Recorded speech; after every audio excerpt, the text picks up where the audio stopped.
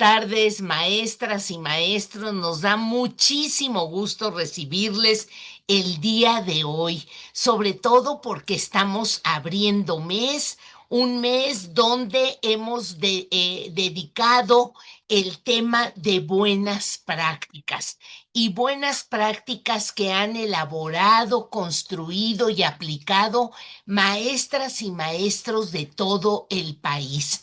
Grupologa, conjuntamente con otras 11 organizaciones, tiene una convocatoria anual para que las maestras y los maestros verdaderamente muestren lo que están haciendo dentro de sus escuelas. Y este mes van a ustedes a conocer a muchos maestros que han decidido escribir, sistematizar, pensar sobre lo que ellos hacen al interior de sus salones de clase, de sus escuelas.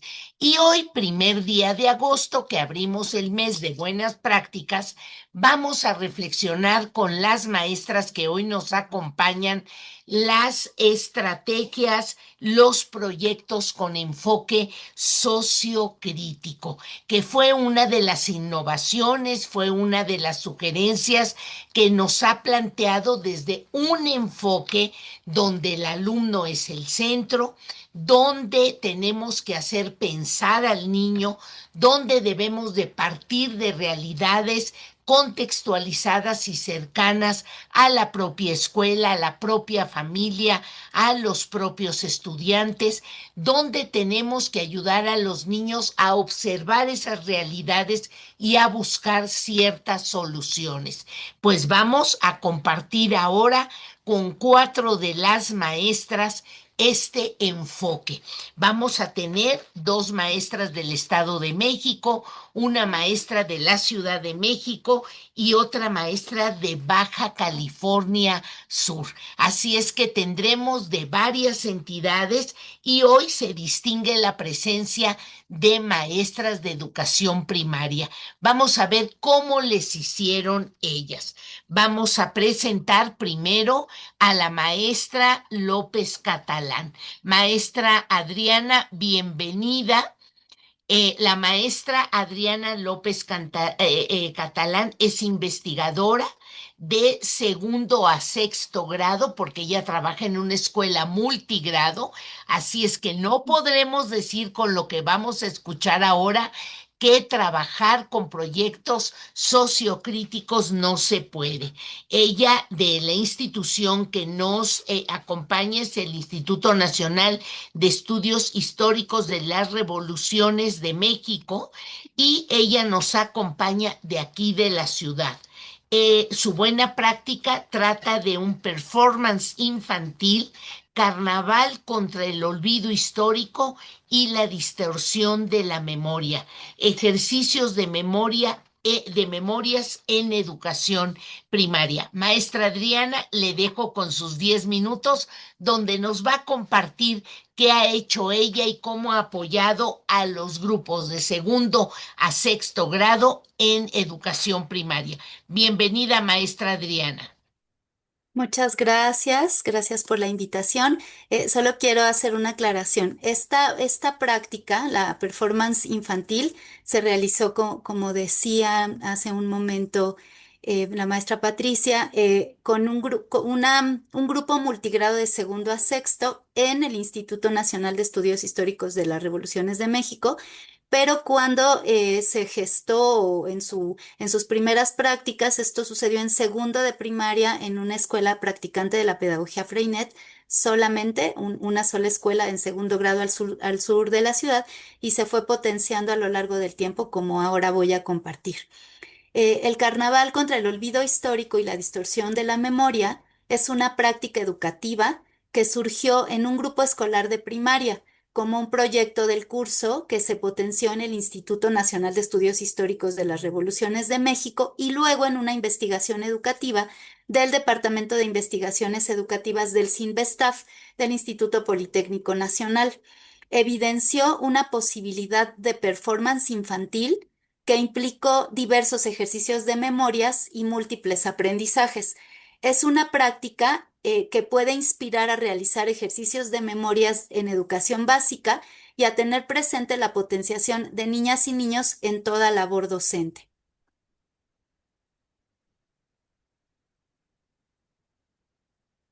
Con esta práctica se enfrentó el reto de considerar a las infancias como sujetos históricos y de acción, capaces de traer a la memoria colectiva el pasado indígena para plantear el olvido y la distorsión como fuerzas que perjudican a la memoria, sin dejar de considerar las tensiones y contradicciones que emergen de las prácticas pedagógicas en estos sentidos. Al mismo tiempo, realizar una práctica que diera cabida a la reflexividad, la sensorialidad y la sensibilidad en creaciones corporales colectivas con presencia y espacialidad propia. Se incorporó un relato de la caída de Tenochtitlan a través de prácticas artísticas con la intención de que las niñeces opinaran y propusieran ideas sobre el curso de los acontecimientos en su rememoración desde el presente. La práctica buscó atraer múltiples miradas y abrir un abanico de oportunidades sin proponer la realización de una lección de historia, apuntando a generar una visibilización distinta del pasado y la construcción de lo que yo he llamado otras memorias, donde las niñas y los niños sean protagonistas. Esta práctica fue una convocatoria a fomentar y estimular el pensamiento, la responsabilidad ética, a que niñas y niños, también adultas y adultos, se pensaran colectivamente como ciudadanas y ciudadanos que hacen elaboraciones emocionales e intelectuales en colectivo, en el sentido de hacer una experiencia de democracia radical donde caben diversos patrimonios culturales y narrativos, como lo plantea la feminista Judith Butler. El objetivo de esta práctica fue desarrollar un ejercicio por niñas y niños para convocar a infancias de educación primaria a asumirse como sujetos históricos capaces de cuestionar las narrativas de la conquista española y de la violencia, así como de construir otros relatos a través del asombro, la perplejidad y la indagación sobre la verdad y la justicia en la historia. La pedagogía por proyectos a la que recurrí principalmente fue la interrogación de textos y la producción de escritos por niñas y niños que proponen Josette Jolivet, Christine Zraicki, y también hubo otros autores de las pedagogías por proyectos que en el tiempo me fui dando cuenta que coincidían, como son Paulo Freire, John Dewey, Lev Vygotsky, William Hurt Kilpatrick y María Montessori, quienes buscaron que las y los estudiantes construyan su propio conocimiento. Pero en principio la práctica siguió la pedagogía popular centrada en el niño que planteó Celestin Freinet, y todas las participaciones de las niñas y niños ampliaron las posibilidades de la práctica. Con ello, las actividades eje que se realizaron se podrían decir que son dos: el proyecto escolar Tecuishpo, que sucedió en el aula, y la preparación de la performance infantil de las memorias escolares. La práctica educativa promovió conocimientos corporalizados, multimedialidad y multimodalidad. Configuró una práctica social y artística en una comunidad de cognición situada, planteada por Etienne Berner. A partir de ahí se trabajaron los campos formativos de lenguaje, saberes y pensamiento científico, ética, naturaleza y sociedades, y de lo humano y lo comunitario. Los contenidos se desarrollaron a través de los procesos de desarrollo de aprendizaje y buscaron la interdisciplinariedad y el pensamiento crítico en cada campo formativo. La práctica confluyó con los imperativos de la actual política pública de la memoria en la revisión del pasado indígena y de la cultura mexica. El momento específico en que sucedió coincidió con la configuración de una agenda político-cultural que redefinía la noción de memoria histórica y el planteamiento de relatar el pasado. La práctica permitió el despliegue de experiencias educativas de construcción de memorias en una relación diferente, donde implicara participación de infancias en el pasado mexicano, en lo que destacó la performance infantil o representación teatral como un ejercicio minucioso que convocó a la reflexividad sobre otras experiencias corporales en un aula de educación básica. Las y los niños se desarrollaron, reconocieron sus capacidades en prácticas artísticas en diferentes grupos, en distintos momentos y espacios, en los que sus creaciones fueron ejes. Todas las participaciones de las niñas y los niños se reconocieron en el ejercicio de derechos de las niñeces y de los derechos humanos. Las niñas y los niños experimentaron y promovieron a otras infancias vivencias sensoriales, sensibles, a través de las cuales realizaron prácticas comunicativas con posibilidades diversas, mediante las que quedaron precedentes del derecho a una comunidad. Las y los niños participaron en prácticas sociales y de cognición situada que desarrollaron experiencias multidimensionales del aprendizaje en el sentido de la construcción de conocimientos, las particularidades y las generalidades, así como las metarreflexiones, las autoevaluaciones y los ejercicios de memorias en diferentes niveles. Después de los ejercicios de memorias, hasta ahora que les he compartido, em, a las y los docentes que les interese indagar en este tipo de pedagogías, les propongo considerar a las y los niños como sujetos de acción de rememorar y también como sujetos históricos, sin dejar de atender en todo momento las tensiones y contradicciones que emergen en estas propuestas pedagógicas, facilitar y explorar cómo se construyen las memorias históricas en niñas y niños en un contexto en particular. Poner atención en la naturaleza de los registros memoriales de las niñas y los niños sin perder de vista la necesidad de mantener en el proceso reflexiones epistemológicas y éticas sobre su constitución y su orden, igualmente la manera en que se contribuye a la formación humana. Mantener la vigilancia de la postura docente en los ejercicios de memorias y evitar imponer relatos dominantes. En cambio, proponer memorias críticas. Los ejercicios de la práctica educativa que he presentado se organizaron en 3 momentos. El primero fue el proyecto escolar Tecuishpo, que correspondió al trabajo en el aula. El segundo fue el Carnaval por la Memoria, que recuperó experiencias que trascendieron el aula de primaria. Y en tercer lugar, el denominado del proyecto escolar al Carnaval, que agrupó las indagaciones para la investigación educativa. Todo esto se puede consultar en la publicación escrita que mencionaba la maestra Patricia, y también en la tesis de maestría, la performance de la memoria y la memoria de la performance, un estudio sobre las construcciones infantiles de memoria en el proyecto escolar Tecuishpo y el Carnaval de Historia del INERM por el DIES Investav del IPN. Esta y otras prácticas educativas en la línea de las pedagogías de las memorias se pueden seguir en redes sociales, a través de las cuales también podemos seguir en contacto como les comparto las cuentas, y les agradezco muchísimo su atención. Al contrario, maestra Adriana, los agradecidos somos nosotros porque nos ha permitido ver que ayudar a los niños a recuperar su propia historia, lo que viven y luego contrastarlo a lo mejor con algún documento, con algún cuento, con alguna narrativa, con alguna leyenda, va procurando esto de lograr las contradicciones. Es decir, el pensamiento avanza en la medida que confrontamos nuestro saber, nuestro conocimiento, nuestras creencias con otras nuevas. Y vamos viendo que hay cosas que coinciden, pero hay cosas que nos tenemos que seguir preguntando.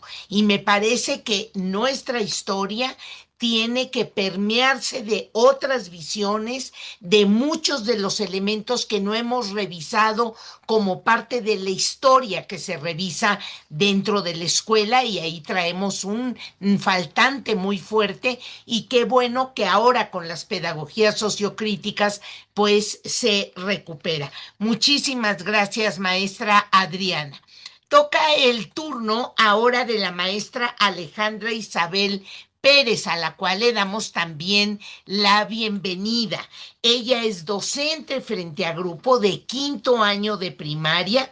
Ella colabora en la primaria Miguel Hidalgo y Costilla de Ecatepec, Estado de México. Y ella trabajó este enfoque sociocrítico en una buena práctica que tituló El tren de los sueños, voces y raíces que nos unen y separan. Vamos a ver ella qué hizo y vamos a tratar de identificar qué podemos escalar, qué podemos llevar a nuestras aulas. Muchísimas gracias, maestra Alejandra. No, gracias a usted por la presentación. Bueno, muchas veces nosotros como docentes nos pasamos horas y horas tratando de construir caminos para que nuestros alumnos lleguen a nuevos conocimientos. Pero hay proyectos en los que hacen las cosas un poquito diferentes y los conocimientos terminan siendo nuestros compañeros de viaje. Eso fue lo que pasó en este proyecto. En este proyecto, el destino no era un conocimiento, no era un lugar, el destino era la pregunta. Así que, bueno, como comentaba la maestra, voy a presentar una práctica que no es que sea el proyecto modelo, pero sí un proyecto que me hizo reflexionar mucho sobre el trabajo en proyectos sociocríticos con los niños de primaria, el cual titulé El tren de los sueños, voces y raíces que nos unen y separan. Por las inmediaciones de mi escuela corren las vías del tren. El tren del que yo hablo no es una metáfora, es un tren real. En él, aunque es un tren de carga, pues viajan muchos migrantes provenientes de distintos países de Sudamérica, incluso de algunos estados de nuestro mismo país, precisamente de la región sur, quienes aprovechan que estamos muy cerca de la zona comercial de Plaza Las Américas para pedir algo de ayuda económica, algo de comida. Personas que no pasan muchas temporadas aquí porque realmente son ayudas para continuar su viaje, y personas que hemos aprendido a ver y a ignorar al mismo tiempo, porque eso es lo más feo de la discriminación, que a veces la normalizamos tanto que no nos damos cuenta que está ahí. Mis alumnos de quinto grado replicaban ciertos discursos que eran estigmatizantes y que eran aprendidos en redes sociales y en el hogar. Cuando yo escucho esto, bueno, les pido que realicemos un tren donde ellos puedan escribir todo aquello que saben o que han escuchado de los migrantes. Bueno, ahí pueden ver algunas de las cosas que hablaban, que eran asesinos, que eran feos, nacos, ladrones. Ellas hablan. Cuando veo esto, pues yo les pregunto, de dónde es que ustedes sacan esta información, ¿no? Nadie supo decirme de dónde salía. Les pregunté si conocían qué era la migración y sí, el concepto de migración lo tenían, pero lo tenían en un lugar lejano, únicamente en Estados Unidos. No lo habían todavía vislumbrado en su comunidad. Y ahí es donde nació mi proyecto. No nació de un libro de texto, no nació de la televisión, nació de lo que estaba ahí, de lo que estaban viviendo mis alumnos. Cuando yo comienzo a hacer este proyecto, siempre al hacer un proyecto no me pregunto qué contenido quiero ver, me pregunto qué quiero que mis alumnos logren con este proyecto. Y para mí la respuesta, pues en ese momento fue muy fácil. Quería que mis alumnos comprendieran que la discriminación no aparece de la nada. Tiene un origen histórico y responde a ciertas estructuras sociales y que siguen presentes en nuestro día a día. Pero sobre todo, lo que yo quería es que ellos decidieran si querían continuar con esos discursos o querían empezar a cuestionarlos. Así fue como nació un proyecto que fue hecho mediante la metodología de proyectos integradores. En el campo de lenguajes, nosotros conocimos la leyenda a partir de los contenidos sociocríticos que están ahí ocultos, aunque no se digan explícitamente. En Saberes y Pensamiento Científico estudiamos el punto decimal para calcular la desigualdad económica y analizamos el plato del buen comer, pero desde una perspectiva de acceso, equidad y lo que es la implicación en la salud. En Ética, Naturaleza y Sociedades hablamos sobre la injusticia social que proviene desde la colonia. Vinculamos el racismo, la xenofobia y el clasismo de la época colonial con la discriminación actual hacia los migrantes, para poder comprender las raíces históricas de esa desigualdad social, porque no se puede nombrar aquello que no se conoce de dónde viene. Y en De lo humano y lo comunitario, traté de fomentar la empatía y la acción solidaria a partir del compromiso comunitario.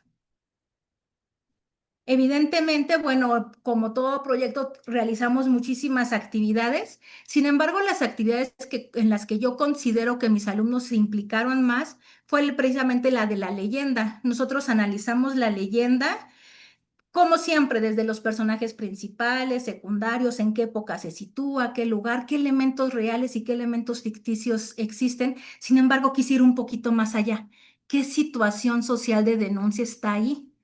En el charro negro, pues vimos la pobreza sistemática, el clasismo, la injusticia social, pero también en la Llorona vimos conceptos como el patriarcado. Posteriormente de que hicimos este análisis, yo le pedí a mis alumnos que ellos crearan su propia leyenda. Para mí en ese momento era muy fácil decirles, hablen sobre la migración. Sin embargo, yo quise que ellos hablaran sobre algo que les doliera, algo que hubieran aprendido a ver y a ignorar al mismo tiempo. Y los niños escribieron. Me escribieron respecto a una persona que pide dinero en la calle y que nadie se atreve a mirar a los ojos. Me escribieron sobre una anciana que viaja en el Mexibus y que por su avanzada edad ya nadie la toma en cuenta y que incluso ya nadie le da lugar. Me hablaron también sobre una niña que viene de otro lugar y que habla diferente y la gente se burla de ella por eso.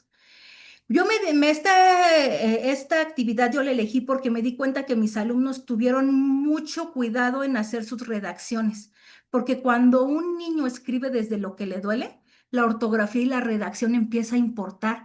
Y no importa ya no desde lo que me diga la maestra que debo de hacer, sino que quieren que la forma de su escrito esté a la altura de su sentimiento.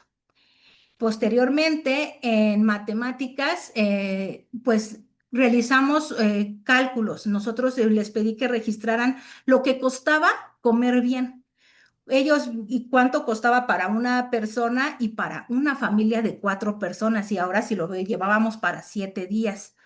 Cuando empezamos a hacer los cálculos y lo empezaron a contrastar con los ingresos que ellos tenían más bajos, un alumno, si de manera espontánea preguntó, ¿y qué pasa cuando el dinero no alcanza? En ese momento, pues se sintió un silencio y de repente empezaron a haber pequeñas pláticas alrededor, sobre todo en la parte de atrás del salón, que son los que siempre se distraen un poquito, empezaron a platicar respecto al tema. En ese momento, el punto decimal dejó de ser una marquita que la maestra me pide que siempre ponga de color rojo para que aprenda a alinearla, para que no se me olvide que está ahí, y se convirtió en la posibilidad de que una familia comiera o no ese día. En ese momento, la pobreza ya dejó de ser un concepto abstracto, la migración dejó de ser la noticia de Estados Unidos, ya todo estaba conectado y ellos aprendieron a verlo por primera vez. Finalmente, bueno, como todo proyecto integrador, existió una presentación pública. Nosotros realizamos un, un tren que fue de tela, que se convirtió en el símbolo, en el corazón de nuestro proyecto, y realizamos pases de abordar para que cada uno de nuestros visitantes pudiera pasar a cada uno de los vagones, que eran los temas que habían aprendido durante estas sesiones. Existió el vagón de la migración, de la discriminación, de la época colonial, de los pueblos originarios como migrantes dentro de su propio país, de la nutrición y de las leyendas. Al finalizar, los visitantes escribían en unas pequeñas notitas con sus manos algún mensaje positivo hacia los migrantes. Eran mensajes muy sencillos, pero decían muchísimo de lo que se había vivido en esos días. Posteriormente invitamos a otro grupo de quinto grado. Aquí la situación fue muy diferente. Los alumnos entraban, pero no le llamaba tanto la atención. Realmente lo veían como un trabajo escolar más. Incluso algunos se burlaban de los migrantes.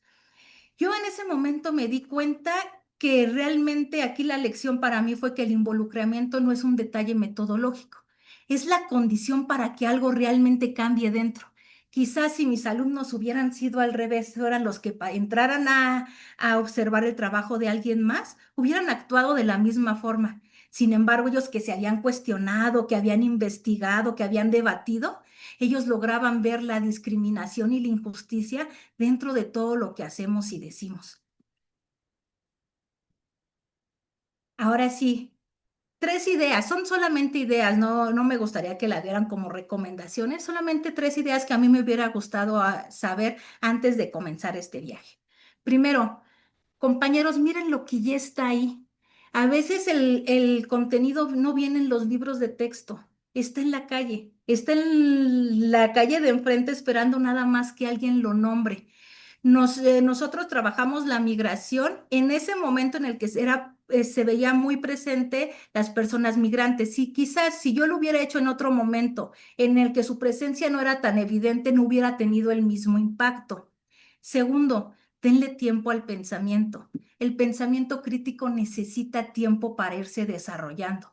Yo pensé este proyecto en un periodo de 15 días. Sin embargo, nos extendimos a 20 sesiones, porque al inicio los niños no hablaban mucho cuando estábamos en plenarias, ¿no? La que hacía las preguntas era yo. Posteriormente fue al revés. Ellos empezaban a cuestionar, empezaban a traer situaciones que habían visto en redes sociales, en TikTok, en La Rosa de Guadalupe. Venían y me platicaban, maestra, ¿verdad que esto también es discriminación? Entonces, sí es muy importante que nosotros le demos tiempo a esas reflexiones. A veces estamos tan cerrados en el tiempo que lo tengo que terminar en esto, que cortamos ese pensamiento crítico. Y finalmente, no separen las matemáticas de la vida. Las matemáticas funcionaron en mi proyecto porque estaban al servicio de la pregunta, no estaban de forma aislada.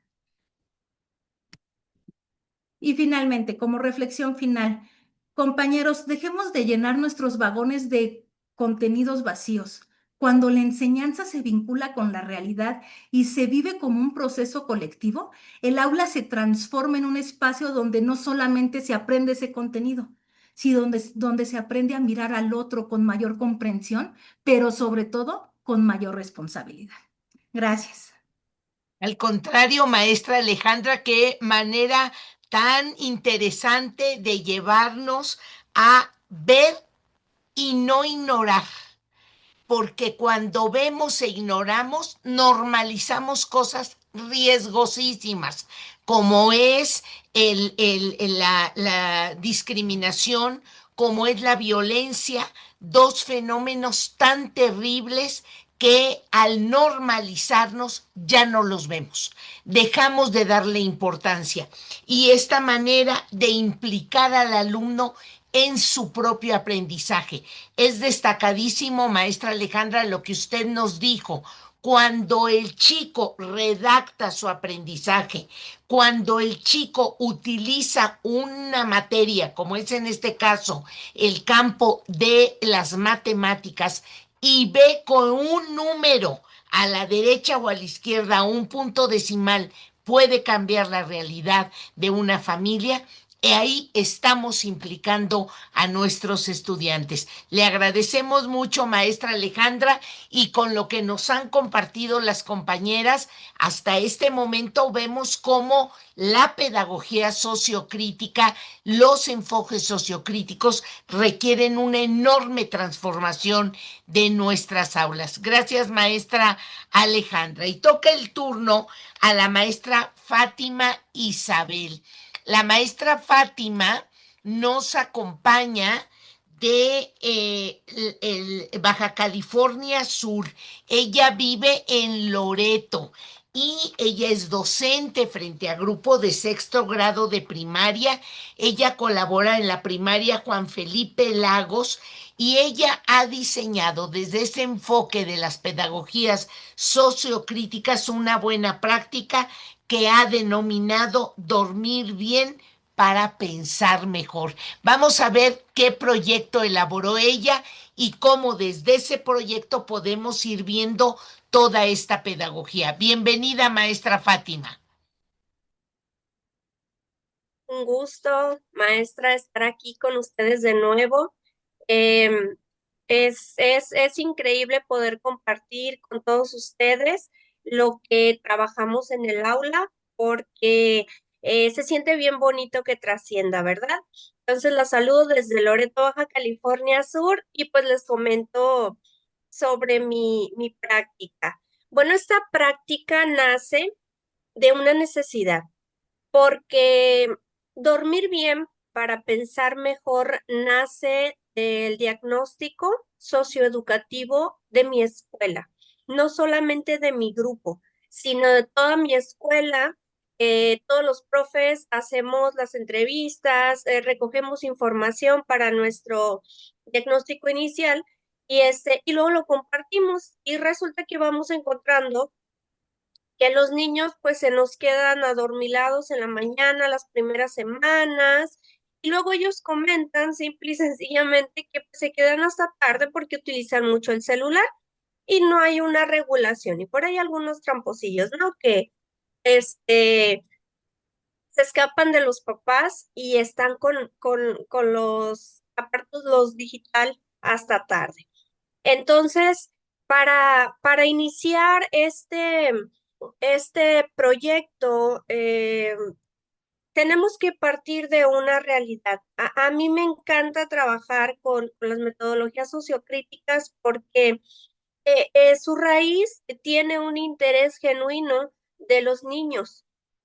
Ellos no lo ven aislado, no es un tema impuesto, es un tema que ellos están viviendo y como resulta mayormente de una generalidad de este tipo de temas, pues es todavía más envolvente para ellos. Siguiente, por favor, maestra.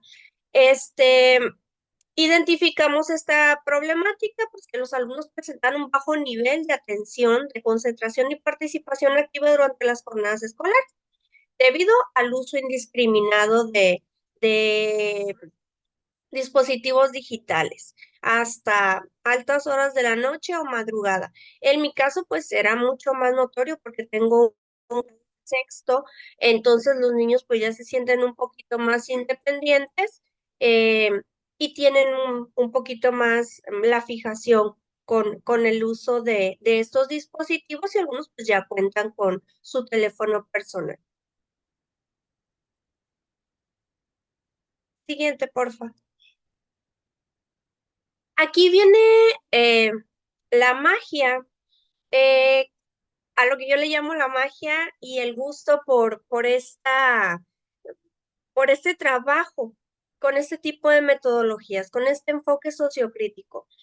Pues a partir de esta problemática me pongo a buscar contenidos que le abonen para trabajar, ¿no?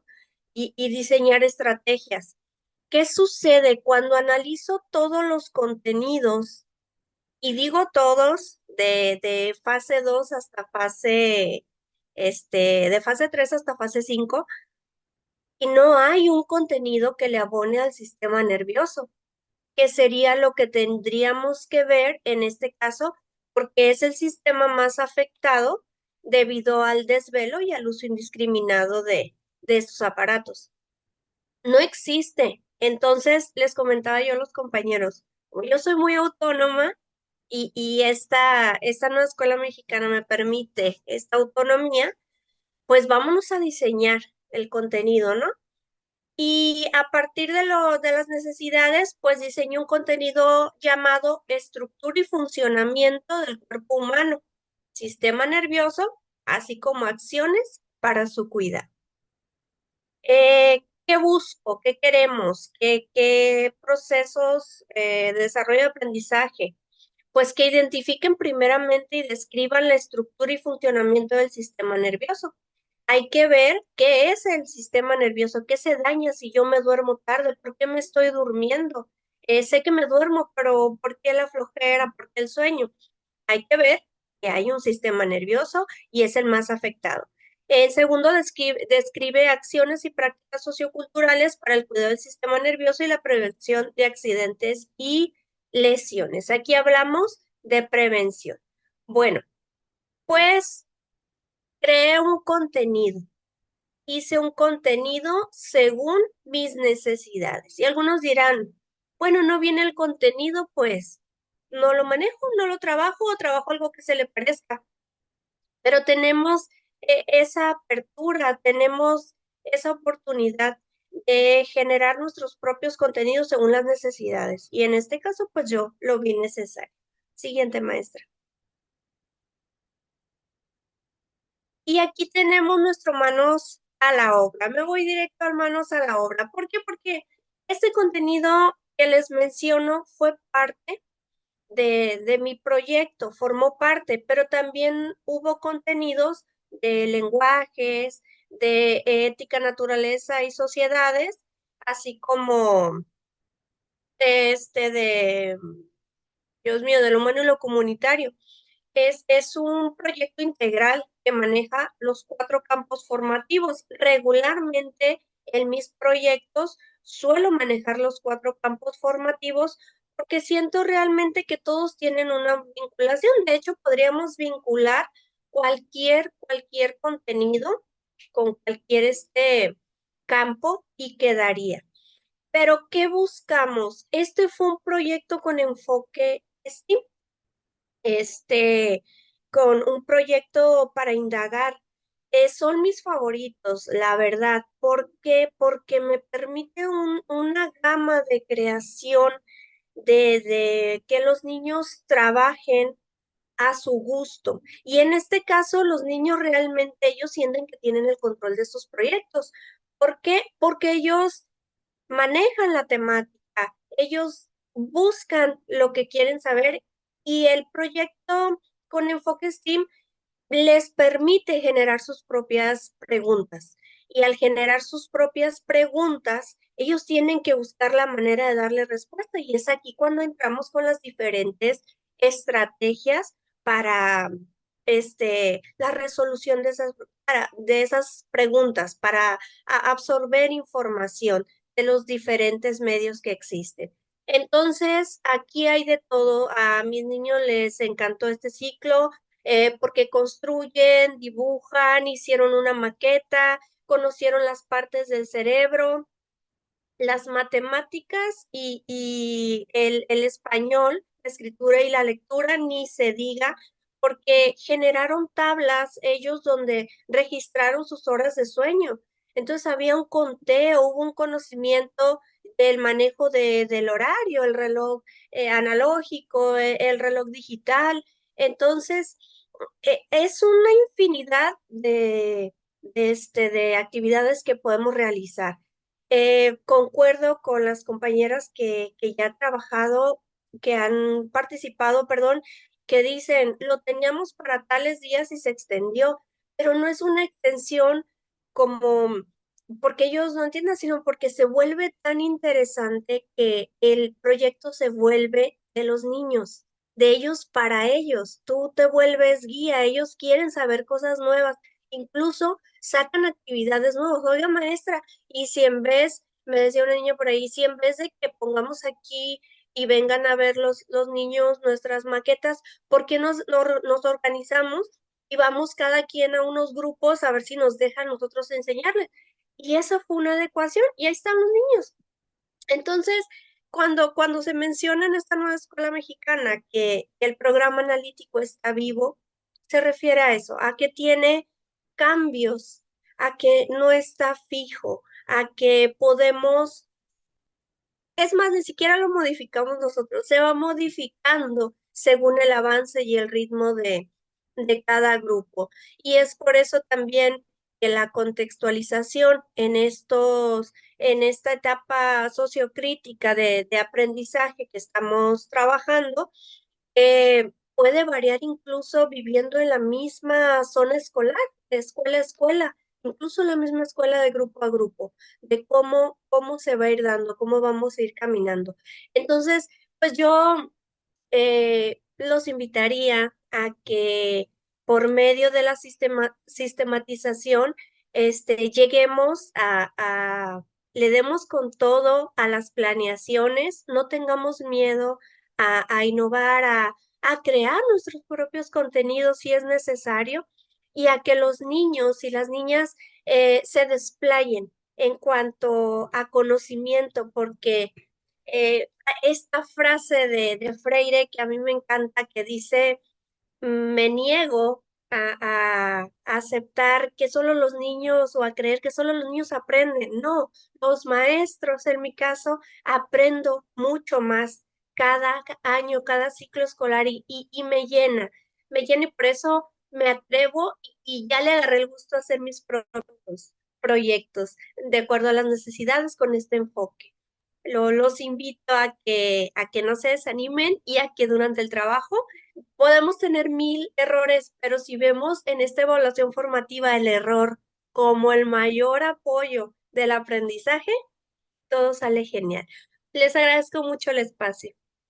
Al contrario, maestra Fátima, los agradecidos somos nosotros porque nos ha invitado desde este enfoque sociocrítico a pensar que debemos de partir de situaciones que nos sugiere el diagnóstico.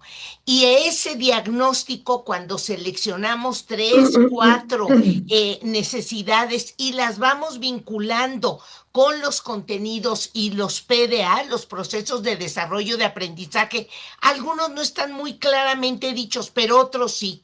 Pero ese es el programa analítico que cada maestro debe de realizar.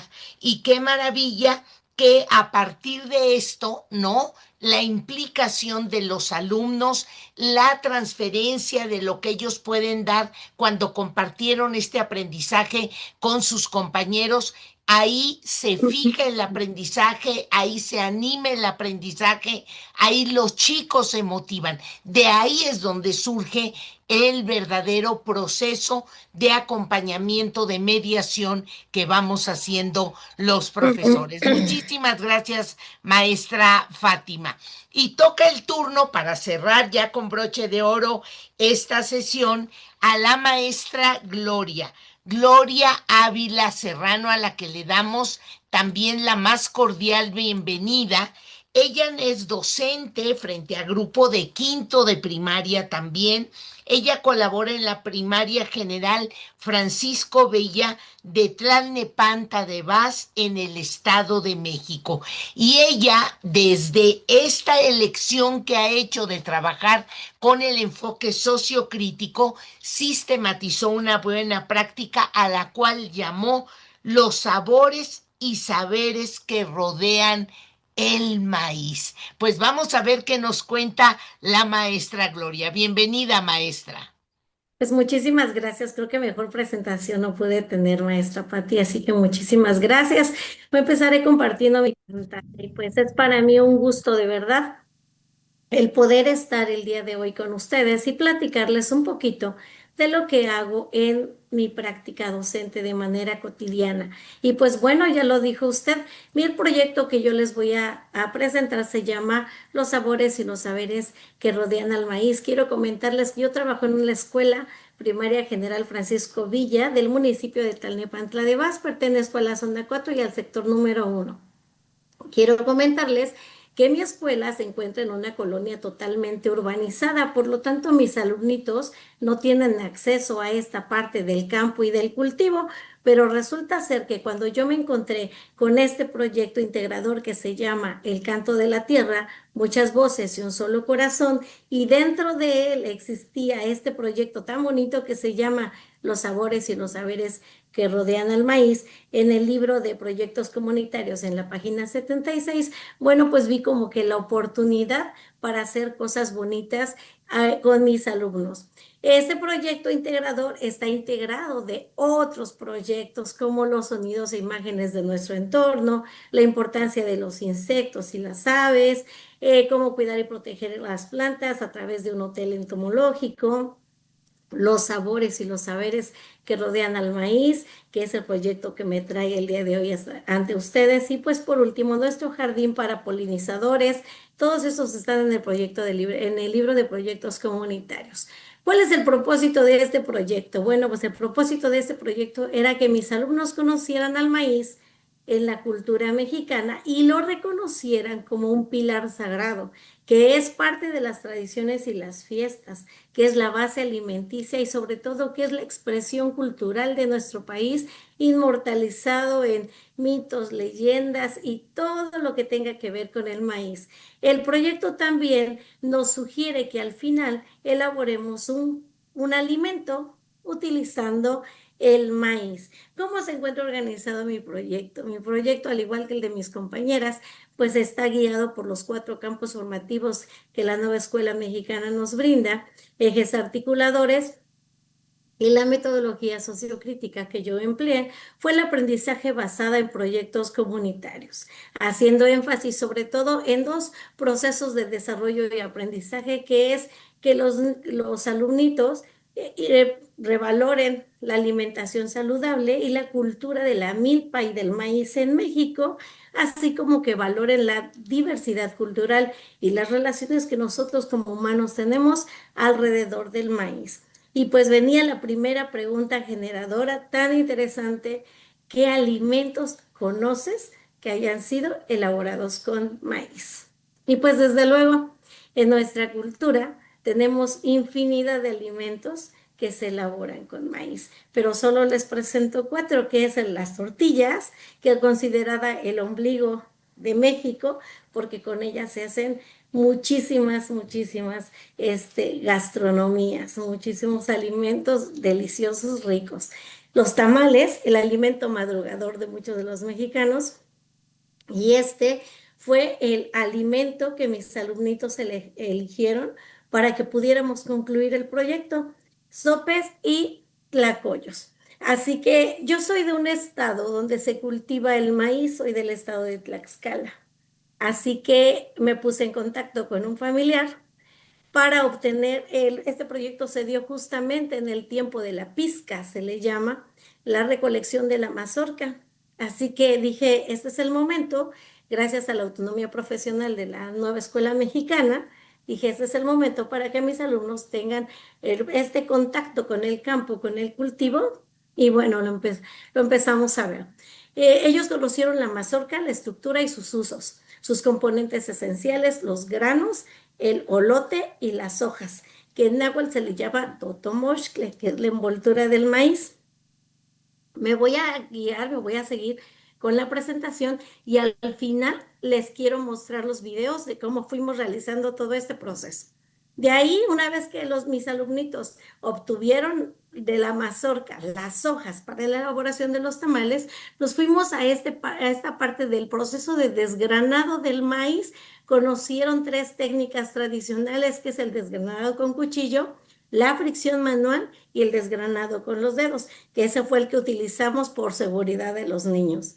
De ahí continuamos con esta parte de la nixtamalización, que es la transformación del maíz a través de esta parte de cocer y remojar el maíz en una solución de cal y agua, porque eso es lo que hace que el grano se remoje y pueda ser maleable para cualquier alimento. Y concluimos con la elaboración de recetas, de la elaboración de los tamales en todas las regiones de nuestro país, porque no son lo mismo los tamales que se realizan en Ciudad de México, Estado de México, Veracruz, Oaxaca, a todo lo que conocen de acuerdo a la región donde mis niños están. Y bueno, ¿qué productos yo obtuve con la elaboración de este proyecto, con la guía de este proyecto tan bonito? Mis alumnos crearon trípticos, conocieron los textos discontinuos, hicieron investigaciones, exposiciones de platillos elaborados con maíz y productos chatarra, la creación de recetas. Empleamos verbos en tiempo imperativo, la investigación de productos no comestibles que utilizan maíz como los combustibles, el maquillaje para que no nos brille la cara, los desodorantes para evitar el sudor.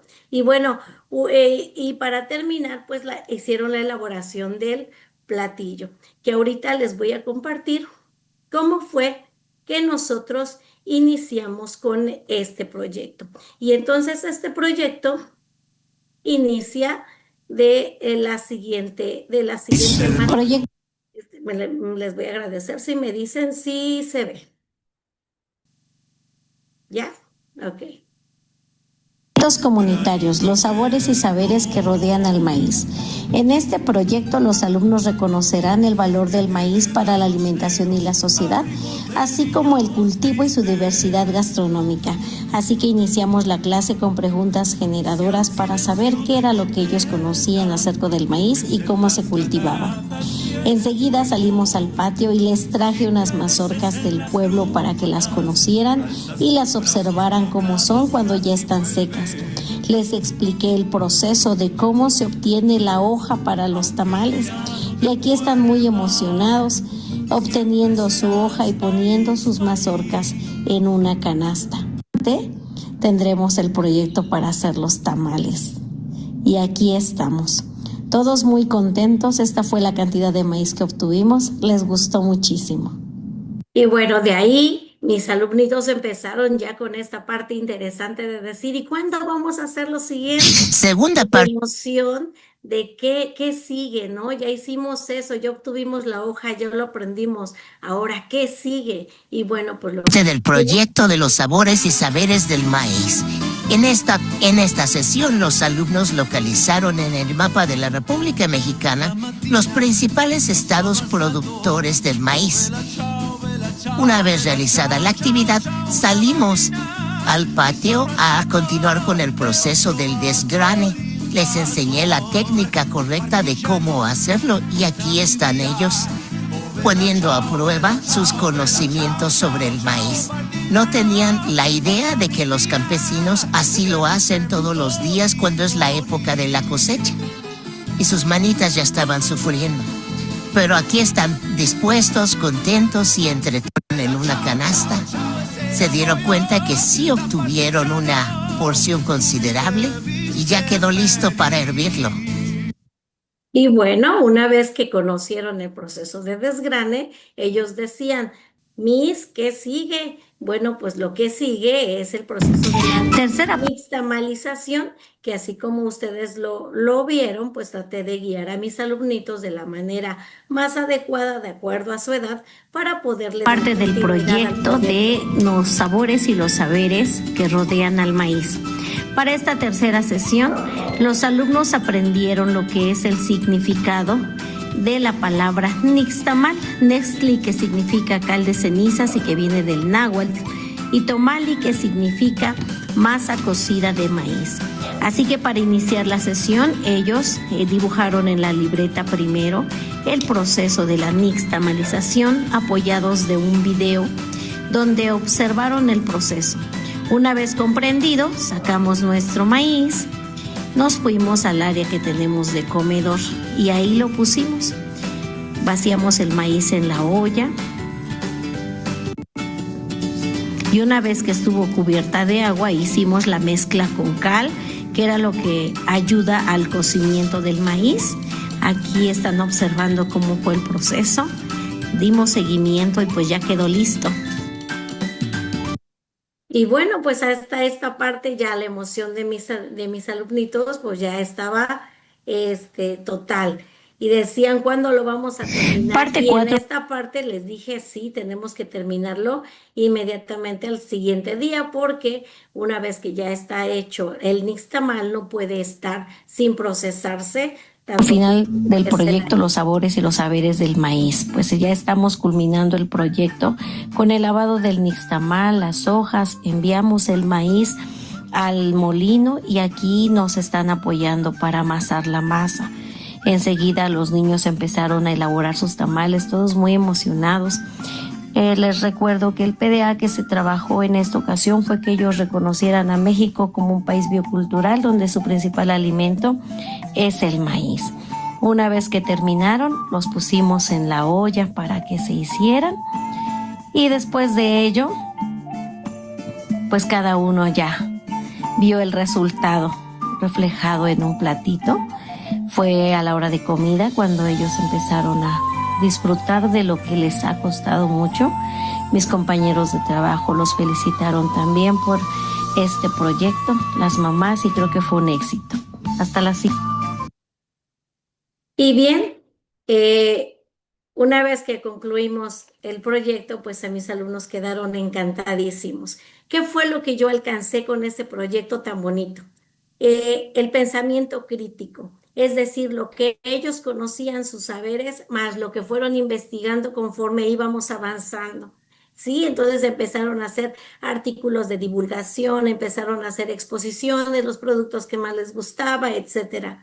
De ahí nos fuimos a vida saludable, cuáles eran los beneficios de la alimentación y las consecuencias del abuso de productos chatarra como los Doritos, Chetos, Takis, etcétera. Lo mismo que nos llevó a esta parte de la interculturalidad crítica, porque ahora integraron los saberes que ya tenían, más lo que ellos aprendieron y sobre todo el proceso de elaborarlos.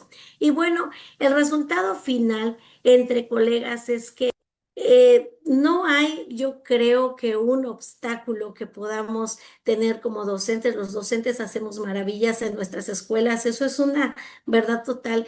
Y en uno de los talleres intensivos, yo leí una frase que decía que para transformar nuestra práctica docente, primero tenemos que aprender a transformar nuestra mirada. Y eso es algo súper importante porque creo que para que nos atrevamos a hacer, para que los niños aprendan esto que nosotros queremos que logren, de acuerdo a la nueva escuela mexicana, donde se pretende una educación integral, pues tenemos que los docentes ser los primeros en atrevernos, en hacerlo y salir de esa área que muchas veces estamos, pues ya, digamos, acostumbrados erróneamente a trabajar dentro de las aulas. Y pues con esto termino mi participación. Muchísimas gracias. Al contrario, maestra Gloria, gracias a usted por recordarnos que muchos años los maestros hemos vivido en un currículum más lineal, más de módulos, más de un proyecto ya de contenidos entregado al profesorado. Y hoy no. Hoy nos invitan a estas intersecciones a partir de estas necesidades, a ver que los contenidos están vinculados. También nos ha mostrado que valorar lo que tenemos verdaderamente hace que los niños sean curiosos, que los niños quieran participar, que los niños aprendan cosas de la vida cotidiana que están ahí y que tenemos que traer al aula para ponerle nombre, para saber de dónde vienen y conocer a profundidad, no dejar superficialidades. Es mejor profundizar con algunos proyectos, varios contenidos y no dejar salpicado que realmente eso no funciona. Pues quiero presentarles a nuestras maestras que hoy nos han acompañado para agradecerles a todas y cada una de ellas que hoy nos han invitado a salir de la zona de confort, a poner en el centro a nuestros alumnos, que ellos sean los que se motiven, que busquen, que indaguen, que investiguen. Nos han invitado a partir de necesidades reales, a contextualizar el aprendizaje, a regresar el conocimiento de este México maravilloso a través de sus tradiciones, de sus leyendas, de su alimentación, de su historia, de lo que las necesidades de sus problemas. Y a partir de ahí, por supuesto, meter a nuestros chicos en profunda contradicción para que sigan aprendiendo permanentemente. Maestra Adriana, muchísimas gracias. Maestra Alejandra, muchas gracias. Maestra Fátima, muchas gracias. Maestra Gloria, muchas gracias por ser Gracias. una muestra de lo que se hace a lo largo y ancho del país. Y quedan a los maestros que hoy nos acompañaron invitados a participar en el 6º Foro de Buenas Prácticas. Ya llevamos 6 años trabajando estos ejercicios. donde necesitamos ver a nuestros maestros, necesitamos saber qué es lo que hacen. Y aquí en el chat les compartimos el libro donde viene la práctica de la maestra Adriana, de la maestra Alejandra, de la maestra Fátima y de la maestra Gloria, para que puedan contactarlas, para que si tienen alguna escuela donde hay resistencias, las oigan presentar estas buenas prácticas para poder ir verdaderamente haciendo de la escuela un lugar de verdadero aprendizaje. Muchísimas gracias a todos y nos vemos en el siguiente martes con Grupo Loga, que seguiremos trabajando buenas prácticas. Felicidades a todas las maestras que se atrevieron a sistematizar lo que hacen bien dentro de sus escuelas. Hasta la próxima. Un abrazo fuerte a todas y todos. Muchas felicitaciones y reconocimientos aquí en el chat para ustedes, maestras. Hasta luego. Gracias. Gracias. Hasta Qué gusto luego. verlas, chicas, de nuevo. Bye. Cada que Hasta escucho luego. sus prácticas, me vuelvo a sentir bonito, me encantan. Claro, Nos claro. vemos. Que Hasta estén bien. luego. Abrazos, bye.